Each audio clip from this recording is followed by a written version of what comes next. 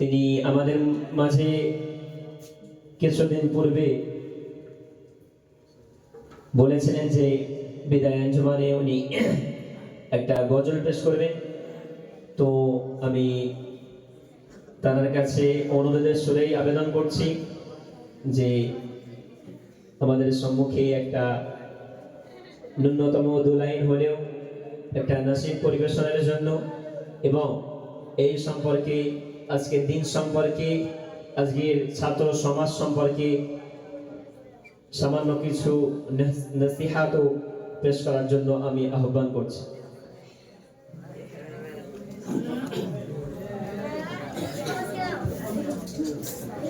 السلام عليكم ورحمة الله وبركاته.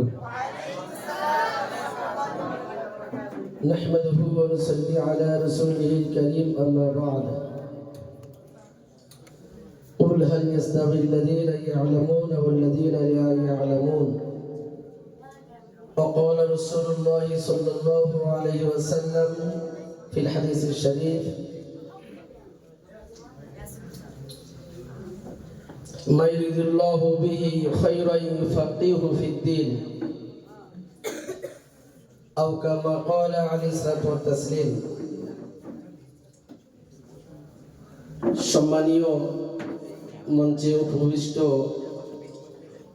আমার সহপাঠী শিক্ষকগণ, সম্মুখে উপস্থিত আমার স্নেহের মহব্বতের ছাত্রবৃন্দ, আজকের এই 2025 শিক্ষাবর্ষে সংগ্রামপুর আমিনিয়া মাজিদিয়া আল জামিয়াতুল ফুরকানিয়ার একটা বহুমুখী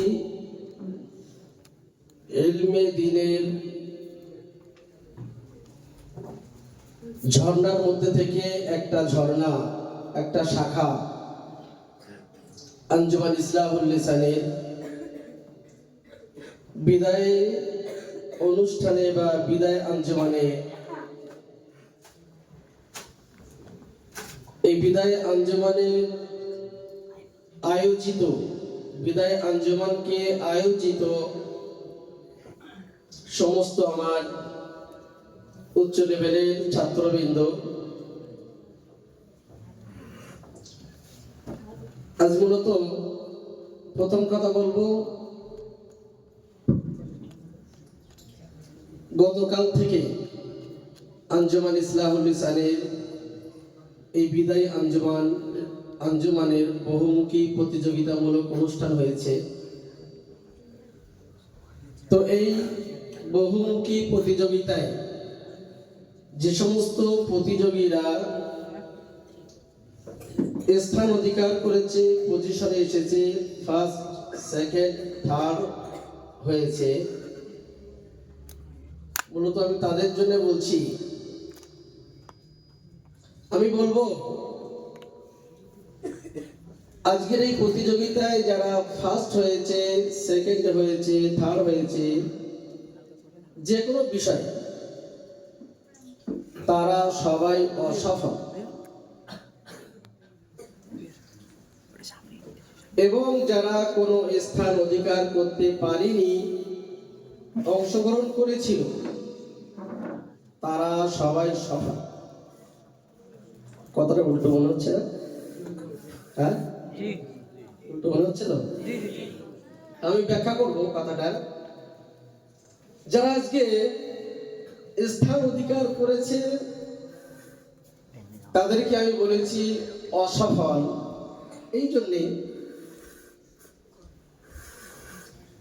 এটা আমাদের ন্যাচারাল অভ্যাস, যখনই কেউ কোনো বিষয়ে পজিশন পেয়ে যায় তো অটোমেটিক্যালি তার মধ্যে এরকম একটা মন মানসিকতা তৈরি হয়, ধ্যান ধারণা তৈরি হয়ে যায় যে আগামীতেও কোনো প্রতিযোগিতা হলে আমি ফার্স্ট হয়ে যাব, আর পড়া লাগবে না, আর স্টাডি করতে হবে না, আর কিছু মুখস্থ করতে হবে না। এই তো গত আঞ্জুমান অনুষ্ঠানে আমি ফার্স্ট হয়েছিলাম, এবারও ফার্স্ট হয়ে যাব। এই এই মন মানসিকতা তৈরি হয় না হয় না? কথা বলো। এই মন মানসিকতা তৈরি হয় না হয় না? যে এই আঞ্জুমানে অনেকটাই বেশি স্টাডি করেছে, তার মন আগামী কোনো প্রতিযোগিতায় সে বলবে আমি তো পড়েছিলাম, তো ওই ফার্স্ট হয়েছিলাম, তো একটু দেখে নেবো হয়ে যাবে, একটু দেখে নেবো হয়ে যাবে। এরকম হয় না হয় না? কথা বলে এরকম হয় না হয় না? তো যখনই কেউ মনে করবে আমি যেটা পড়েছি, আমি ফার্স্ট হয়েছিলাম, আমি প্রাইজ পেয়েছিলাম, ব্যাস আমি তো প্রাইজ পেয়েছিলাম, ফার্স্ট হয়েছিলাম, আমার পড়া লাগবে না, একটু দেখে নিলে হয়ে যাবে, বলো এর সেই দিন থেকে অবনতি, অধঃপতন লেবে আসবে না আসবে না? স্বাভাবিক আসবে। আর যে ছেলেগুলো আজ অংশগ্রহণ করেছিল কিন্তু কোনো পজিশনে আসতে পারেনি, বাস্তবিকই তাদের মধ্যে যদি এইরকম একটা প্রতিভা থাকে, ওই তো আমার সাথী অমুক,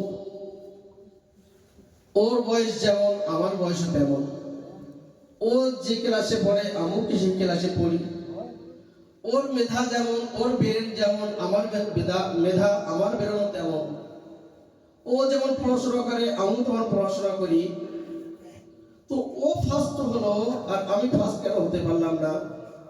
আমি কেন পজিশন আসতে পারলাম না?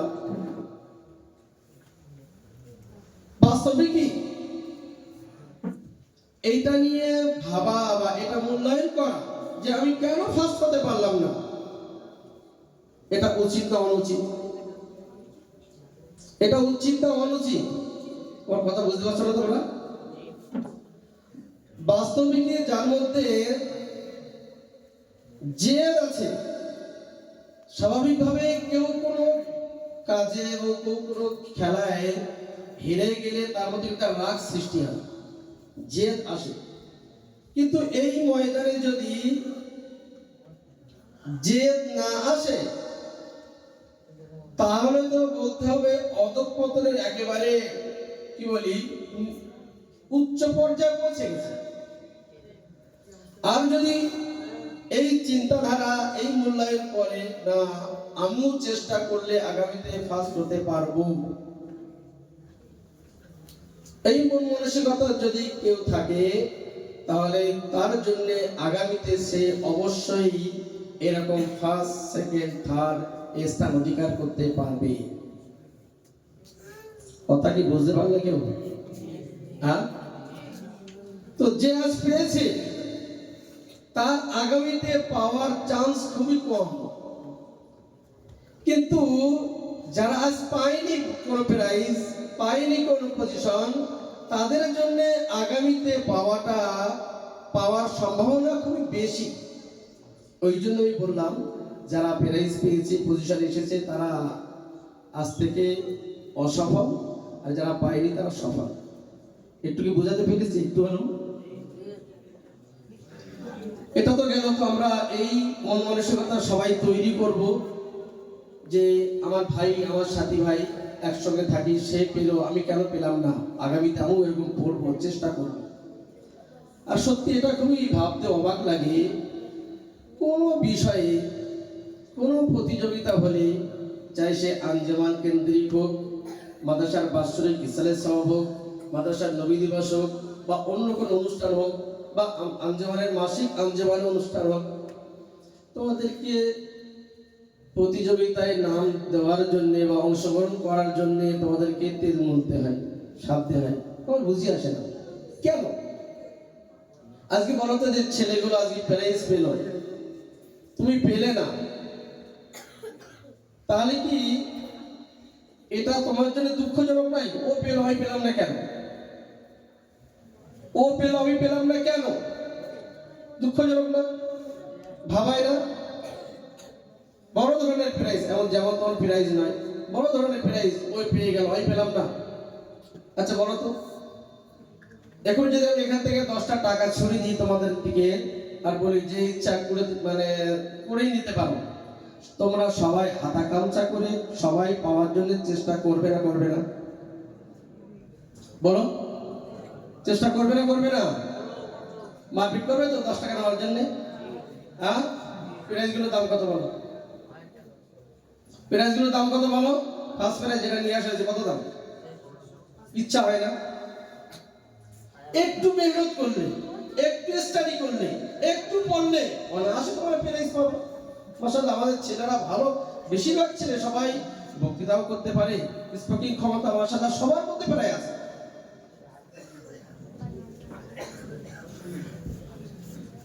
কিন্তু তোমাদের মধ্যে এই খরা কেন, এই জং কেন? নাম তো বলো। এর আগে অনেকবার এরকম হয়েছে যে কোনো কোনো বিষয়ে প্রতিযোগিতায় ছাত্ররা নাম দিতে অনিচ্ছুক, আমি জোর করে নাম দিয়েছি, আমি জোর করে নাম দিয়েছি, সে পজিশনে এসছে, একবার আমার সঙ্গে দেখাও করিনি। নাম বলে তোমার আমার মনেও আছে কয়েকজন, আমি নাম বলতে পারি এক্ষুনি, কিন্তু তাদেরকে আমি বেইজ্জতি করতে চাই না, কিন্তু এটা মনে রাখো ঠিক না। আমি জোর জবরদস্তি করে তোমাদের নাম দিতে বলেছিলাম, তোমরা আমার উপর রাগও করেছিলে, অসন্তুষ্ট হয়েছিলে।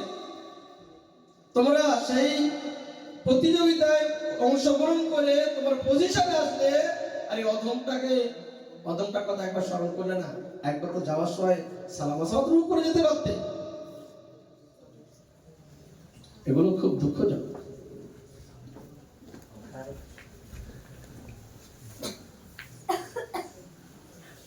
তো আমরা চেষ্টা করব আগামীতে যত প্রতিযোগিতা হবে সমস্ত বিষয়ে অংশগ্রহণ করার এবং তার জন্য প্রস্তুতি নেওয়ার। আল্লাহ পাক রব্বুল আলামিন আমাদের সকলকে এই মন মানসিকতা তৈরি করে দিই। সবাই বলি আল্লাহুম্মা আমিন। আজকে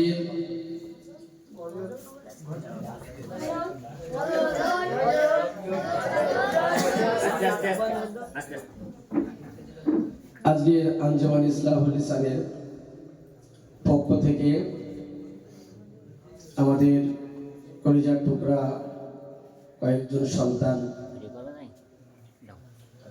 তাদেরকে তারা বিদায়ী সংবর্ধনা জানাবে। দেখো, মূলত এটা বিদায় নয়, এটা কিন্তু বিদায় নয়, বরং আজকে যারা মনে করছে আমরা বিদায় নিচ্ছি, তোমাদের সকলের স্নেহ, তোমাদের সকলের মায়া মহব্বত আমাদের অন্তরের মধ্যে সর্বদাই থাকবে, আমার মধ্যেও থাকবে, আমার সহপাঠী সকলের মধ্যে থাকবে, সমস্ত আমাদের ছাত্ররা সকলের মধ্যে তোমাদের মহব্বত বিদ্যমান থাকবে। বিদায় নয়, মহব্বত থেকে যাবে, কেবলমাত্র একটু সাক্ষাতের বিদায়। আজকে তোমরা আমাদের মাঝে আছো, কিছুদিন পরে হয়তো আমাদের মাঝে থাকবে না বা আমরা থাকবো না, এরকম কিছু একটা সাক্ষাতের বিদায়। মূলত যেটা আন্তরিক যে মহব্বত, টান, যে স্নেহ, সেটা তো অবশ্যই সকলের অন্তরে আছে, আগামীতেও থাকবে। একবার ভাবো তো, এই যে সাথী ভাইগুলো যারা বসে আছে সামনে, এখান থেকে 1 বছর পরও যদি তোমাদের সঙ্গে সাক্ষাৎ হয়, তাহলে দূর থেকে সে মুচকে হাসি দেবে না দেবে? তোমাকে দেখে অবশ্যই দেবে। আমাদের সঙ্গে যদি সাক্ষাৎ হয় এখান থেকে 5 বছর পরে, তো তোমাকে দেখে আমি যেমন কি বলি, আমার মনে সেই মহব্বত জাগ্রত হবে, তোমার মধ্যেও সেই মহব্বত জাগ্রত হবে। হুজুরের সঙ্গে সাক্ষাৎ করি আর আমার মন বলে হ্যাঁ, আমার ছাত্রদের সঙ্গে একবার সাক্ষাৎ করি, তাহলে মহব্বতের বিদায় নয়। তোমাদের সঙ্গে যে এই টান, এই যে সম্পর্ক বিদায় নয়, মূলত ক্ষণিকের জন্য সাক্ষাতের বিদায়। দেখো, এই মাদ্রাসা এটা মূলত একটা মৌমাছির চাকের নেয়। যেমন মৌমাছি বিভিন্ন জায়গা থেকে এসে একটা মৌচাকে এসে বসে, আর সে মৌচাক থেকে মধু আহরণ করে, ঠিক এই মাদ্রাসাও তেমনি এটা একটা মৌমাছির ন্যায়। এখানে বিভিন্ন জায়গা থেকে, বিভিন্ন প্রান্ত থেকে ইলম অন্বেষণকারীরা আসবে আর ইলম অন্বেষণ করে চলে যাবে। এটাই হচ্ছে সিস্টেম, নিয়ম। সুতরাং এই সিস্টেম তো সবাইকে মানতেই হবে। তো ওই জন্য বিদায় মনে করব না, বরং ক্ষণিকের জন্য সাক্ষাতের বিদায়। এবং এটাও আমাদের মন চায় না, আমরা শিক্ষক মন্ডলী, আমাদের মন চায় না, সামনে যে আমাদের ছাত্র যারা আছে তাদেরও মন চায় না যে তোমরা এখান থেকে চলে যাও। সবার মন চাও যে তোমরা আরো আমাদের কাছে থাকো। কিন্তু কালের করালে, বিভিন্ন পরিস্থিতির কারণে তোমাদেরকে এর থেকে আরো উচ্চ শিক্ষা অর্জন করার জন্য, তোমাদেরকে উচ্চ উন্নত মানের আরো দেশের উন্নত মাদ্রাসাতে তোমাদেরকে পাঠানোর জন্য আজকের বিদায়। তোমরা এটাকে বিদায় মনে করবো না, তোমরা আমাদের অন্তরে সর্বদাই আছো, থাকবে। তোমাদের মহব্বত আমাদের মধ্যে সর্বদাই থাকবে, এটা অবশ্যই আমরা সবাই খেয়াল রাখবো। এবং এটাও আমি আজকে তোমাদেরকে এই বার্তা দিই, আমাদের সঙ্গে বা তোমাদের সাথী ভাইদের সঙ্গে যেই হোক না কেন, এর আগে যারা বিদায় নিয়েছে তাদের সঙ্গে হোক না কেন, যার সঙ্গে যে সাথী ভাই যখন দেখা সাক্ষাৎ হবে, অবশ্যই চেষ্টা করবে একটু সাক্ষাৎ করা, দূর থেকে দেখতে পেলে চেষ্টা করবে সালাম দেওয়ার, সাক্ষাৎ করার। এই যে মনের বাঁধন, এই যে অন্তরের টান, এটা যেন সবার মাঝে থাকে, এই মেসেজ আমি তোমাদের কাছে আজ দিতে চাচ্ছি। এই মেসেজ দিয়ে আমি আমার কথা আজ এখানেই ঠিক করছি। যে কথাগুলো বললাম, আশা রাখি আমরা সবাই খেয়াল রাখবো, মনে রাখবো এবং এই অনুযায়ী আমরা আমাদের জীবনকে পরিচালনা করব ইনশাআল্লাহ।